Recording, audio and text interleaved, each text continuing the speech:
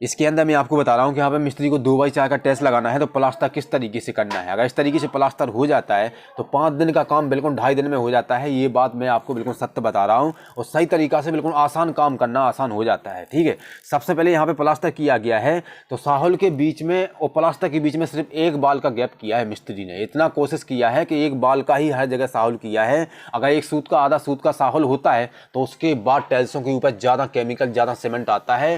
ठीक है, ज़्यादा लग जाता है। अगर 1 बाल का हो जाता है तो उसके बाद माल वहाँ पे बस जाता है, सीमेंट बचता है, केमिकल बचता है और सही तरीका से बिल्कुल ऊपर नीचे टाइल्सें नहीं होती हैं। अगर प्लास्टर के ऊपर फंटी रखते हैं और उसके बीच में अगर गैप आता है तो समझिए प्लास्टर सही तरीका से नहीं किया गया है। कुछ लोगों का मानना है कि 12 घंटे के बाद प्लास्टर अंदर बाहर हो जाता है। ऐसा नहीं होता है। जब भी प्लास्टर करते हो, जब प्लास्टर काटने के लिए जब फंटी मारते हो तो फंटी को आपको चेक करना है, क्योंकि 4 दिशा होती है फंटी मारने के लिए। फंटी, ठीक है, फंटी के लिए तो आपको चेक करोगे ना तो फंटी कहीं ना कहीं से आपकी टेढ़ी होगी और जहाँ से सीधी होती है वहाँ से फंटी को आपको हमेशा यूज करना है। तो आपका प्लास्टर आड़ा तिरछा कहीं भी गैप नहीं होगा। यहाँ पे जैसे गेट के पास मिस्त्री ने प्लास्टर किया है तो बिल्कुल इधर से उधर बिल्कुल फंटी में किया है इसको। बहुत सारे यहाँ पे मिस्त्री गलती कर जाते हैं। क्या गलती कर जाते हैं कि आड़ा तिरछा कहीं इधर कर देंगे कहीं इधर कर देंगे। तो ऐसा नहीं करना है। इस काम में टाइम लगता है। जो मिस्त्री काम करते हैं उन्हें पता है कि काम किस तरीके से सही होता है।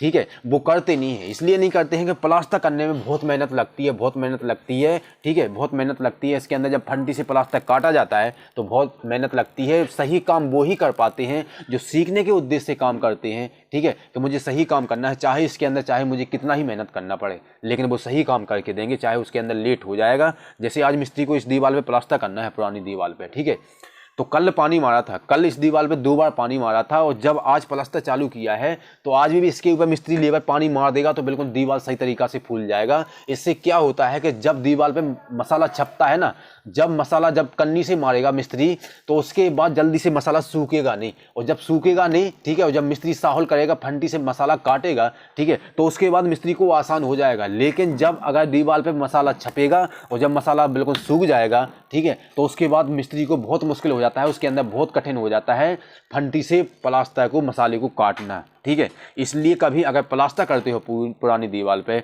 तो 1 दिन पहले पानी जरूर मारना, और जब प्लास्टर करते हो तब भी पानी मारते रहना है। जैसे इस पे प्लास्टर होगा और जब दूसरी दीवार पे प्लास्टर होगा तो उस पे पहले पानी मारा जाएगा, उसके बाद घोल डाल के प्लास्टर किया जाएगा। कहीं भी अगर पुराना काम होता है वहाँ पे पानी की फिटिंग की जाती है तो पानी की फिटिंग बिल्कुल सही तरीका से होना बहुत ज़रूरी है। अगर सही तरीका से हो जाता है तो उसके बाद उसके घर में कभी सीलन आ नहीं सकती है। वो घर सालों साल तक चलता है, बहुत अच्छा लगता है वो घर। ठीक है, यहाँ पे मैं दिल्ली में देखता हूँ सबसे ज़्यादा बदायूं से प्लास्टर नहीं होता है, ना डेढ़ से प्लास्टर होता है, सिर्फ रेत से प्लास्टर किया जाता है। रेत पे ही 2x4 की टाइल्स लगा देते हैं, लगा तो देते हैं, लग जाती है, लेकिन सही तरीका से उसकी चिपकन नहीं होती है, सही तरीका से वो ठोस नहीं होता है। जितना बदायूं डस्ट में प्लास्टर किया जाता है और टाइल्स लगती है तो बहुत मजबूती से काम हो जाता है, बहुत मजबूती से। अगर आपकी नज़र में अगर ऐसा काम होता है तो ज़रूर बदायूं डस्ट का ही प्लास्टर करें और कम से कम 4 से 5 इंच का प्लास्टर करें। उसके बाद जब टाइल्स लग जाती है तो जहाँ पे सीमेंट चिपक जाता है प्लास्टर में, वहाँ पे समझिए टाइल्स बिल्कुल मजबूती से चिपक जाता है। इसके अंदर मैं यही कहने वाला था। अगर आप इस लेन में रहते हैं तो इस चैनल को प्लीज़ चैनल को सब्सक्राइब कर लीजिए। आज के लिए इतना ही। जय भारत, जय हिंद।